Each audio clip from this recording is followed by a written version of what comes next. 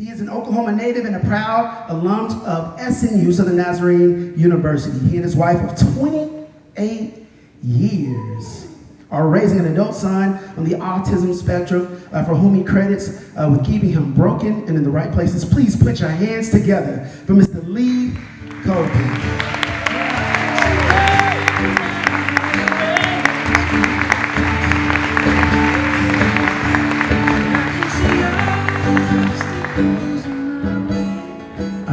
I'm supposed to hurry because I'm helpless to catch up, so I had to cut out everything that gets us back on time. So in conclusion, so honestly, last time I was with you, the biggest barrier that I had was the clicker. So I'm hoping that if we can cross that threshold, we'll be in good shape tonight.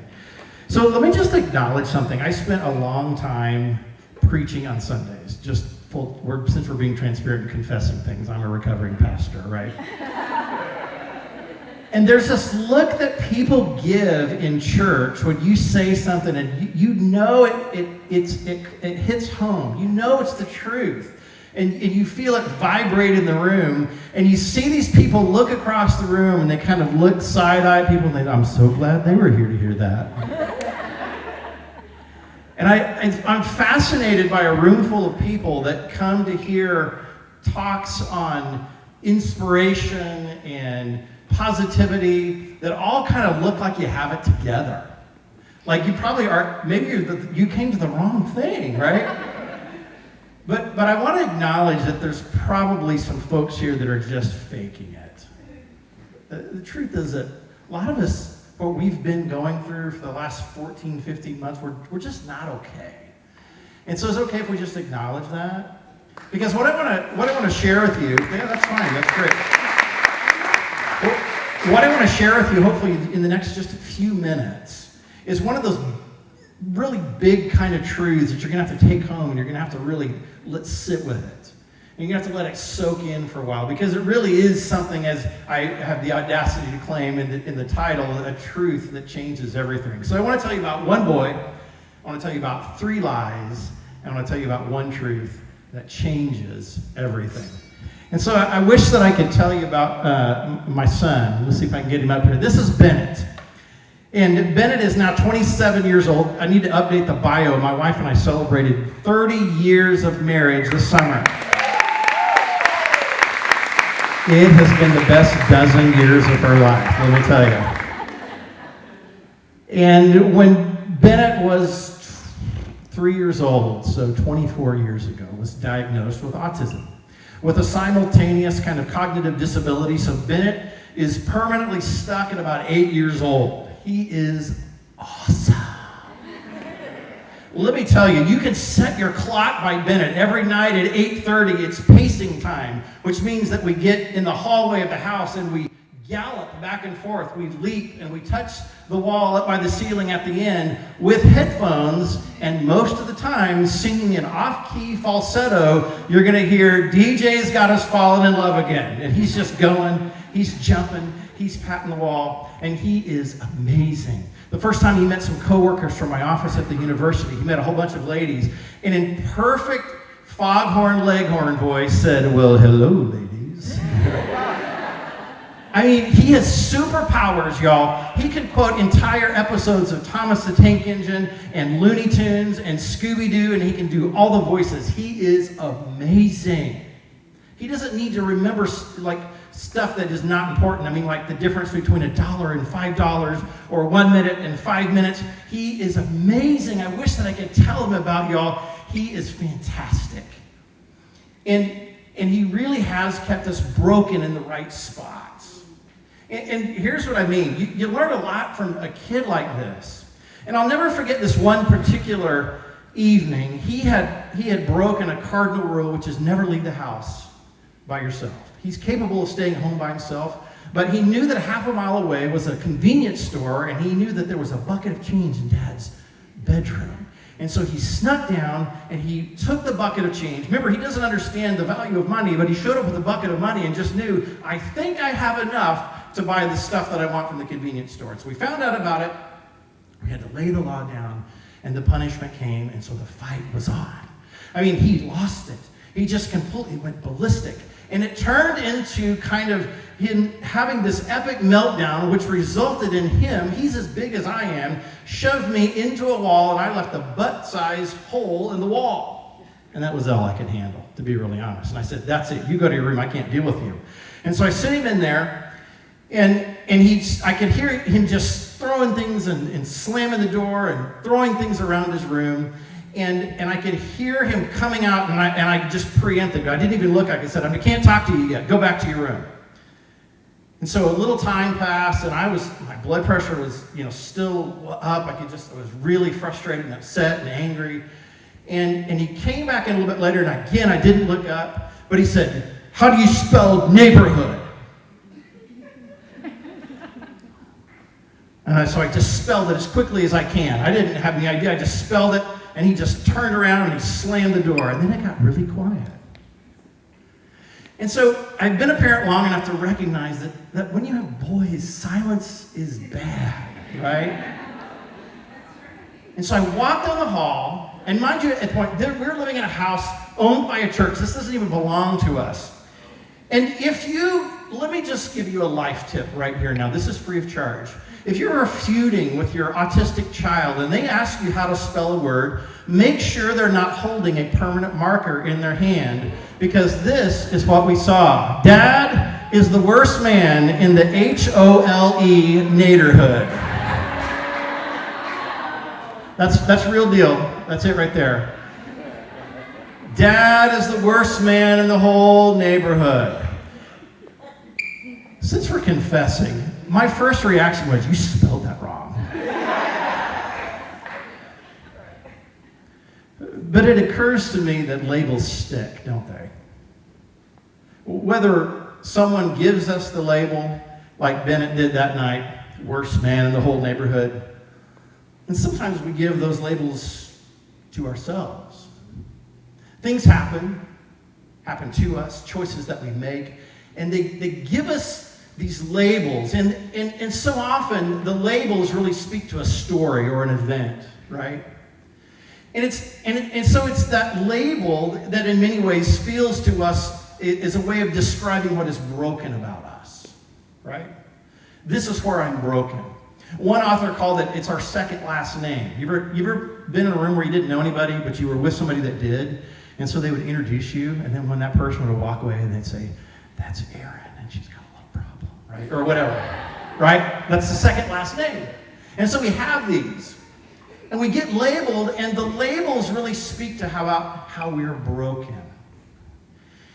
And my son has taught me a really powerful lesson about how to think about brokenness, right? Because if you think about it, here he is, he's stuck at 8 years old, he's 27 years old, he will never drive a car, he'll never live independently, right? He's permanently childlike, he still believes in Santa Claus, which I think is awesome. And yet he's broken, right?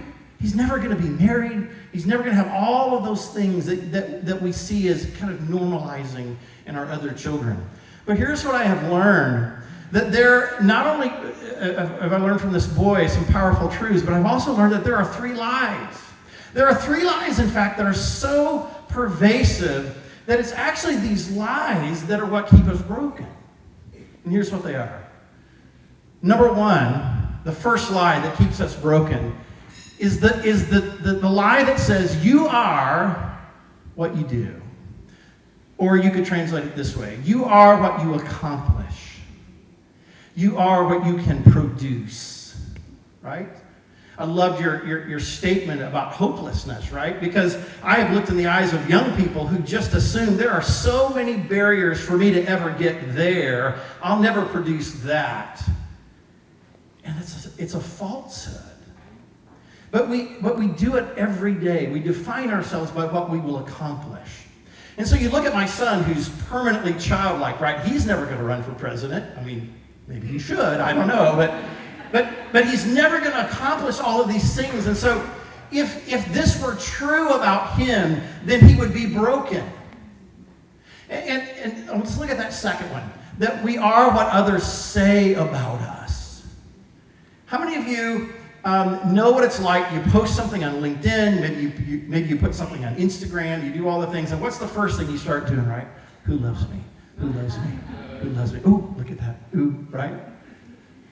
All the likes and all of the responses and all of the engagement and all of the social media index and all of the things buys into this notion that you are worth what other people say about you. If you've ever had a 6-year-old who melts down in Target and begins physically assaulting you, right? And you have to drag them out past the cash register, and all the people, remember the people in church that look at you like, there's something wrong with you doing this, right? Then you feel this, right? What other people say about us. And it's amazing to me that we give others permission to define our identity and our value by what they say about us. And when we allow this lie to manifest itself in our lives, it keeps us broken. The worst thing that you could have told me as a kid was, just do your best, right? There's no bottom to that for me. And so it is with this, right? When we begin to define ourselves by what people say about us or by what we accomplish, we will never be enough. There's a third lie that's really, really pervasive, and it is this: that we are what we can have power or control over. Oh, folks, if you want to know why we're not okay, this is the lie that we have been hitting up against for 14, 15 months, right? And so what we have seen is this chasm between people all trying to figure out a way to maintain control, because the only way we can be of value is to maintain control. And so when things happen, when we get broken, when we get busted up, right? We can't control those things, and it somehow begins, we believe, to define us. So here's the truth. Y'all went over? I'm going over too. My child is the product of thousands of cells that somehow in an instant found an egg that produced and locked in that moment of time the exact DNA sequence that produced this beautiful blue-eyed son that's brain works in amazing ways, that loves Thomas the Tank Engine and paces and loves trains and talks to his dog like it's a real person. He is amazing. He's beautiful. He's wonderful. And I gotta tell you, folks, it has nothing to do with what he will accomplish. It has nothing to do with what people will say about him. It has nothing to do with his ability to have power over his condition. It is simply because he is alive and I made him. He's got my fingerprints and he bears my image. Are you with me, folks? Yeah. This is heaven on earth. Right? Remember that line from Field of Dreams? Is this heaven? No, this is Iowa. Well, that's funny. I thought this was heaven, right? Go to Stillwater, Special Olympics, and it's on display. For a few days, the lies are set aside, and we tell the truth. We let people display their brokenness. We let people display their inability to have power and control, right? We give people grace and dignity instead of hate and vitriol, right? And it is heaven on earth. And it's amazing in that event, whenever you lock eyes with another human being, they are a person that in that moment in time, the divine spark gave life to them. And they are worthy and they are amazing just as they are. And so here's my question. Why is it easy? It's Special Olympics. Why can we extend that to my son? And yet when I look in the mirror, it's so hard. And so here's why this matters to me. Because we have to start there. We have to recognize that those lies that would define me, those lies that would somehow determine my worth or value, have nothing to do with the truth.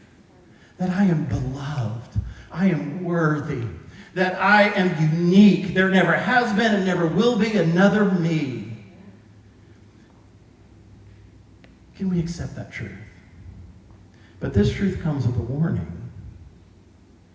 Because if it is true for you, then it must become true for everyone that you lock eyes with. That's hard. But here's why it matters. Here's my boy. The great pain of having a child with a disability is that the knowledge that someday, my wife and I will be gone, and he will remain. He will outlive us. And someday, a world will inherit him, ready or not. And so everywhere I go, I end with this. I need to know that there is a world coming that will embrace him just because. Can we do better? Yes. Right.